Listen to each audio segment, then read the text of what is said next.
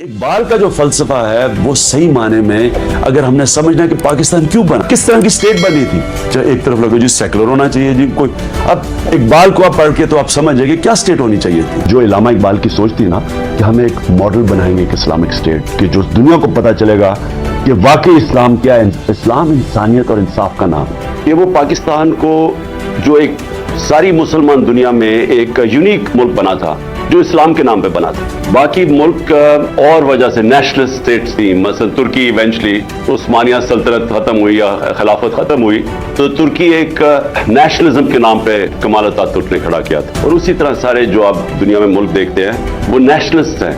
ہمارا ملک بنا تھا اسلام کے نام پہ، ایک آئیڈیالوجی کے نام پہ، اور دنیا میں صرف 2 ملک بنے ہوئے ہیں آئیڈیالوجی کے نام میں، جس میں پاکستان ایک ہے۔ اور اس کی بڑی اسپیسیفک آبجیکٹیو ریزولوشن میں اس کا ڈیفائن کیا گیا ہے کہ ہمارے فاؤنڈنگ فادرز نے کہ پاکستان کا روڈ میپ کیا ہے، اور وہ انہوں نے ڈیفائن کیا تھا اسلامی فلاحی ریاست۔ اگر آپ اس کی بھی ڈیپتھ میں چلے جائیں تو وہ اس کو مدینہ کی ریاست، اس کے اوپر وہ دنیا کی پہلی فلاحی ریاست بنی تھی، تو ہم نے جو فاؤنڈنگ پرنسپلز تھے اس کے اوپر بیس کرنا تھا پاکستان۔ علامہ اقبال یہ کہتے تھے کہ جو مسلمان معاشرہ تھا وہ جب بھی اٹھا ہے تو وہ ان اصولوں کی طرف گیا جو مدینہ کی ریاست کے اصول تھے۔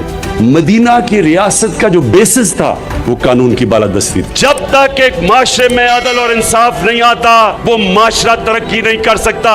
طاقتور اور کمزور قانون کے جب نیچے آتے ہیں وہ معاشرہ اوپر آتا ہے۔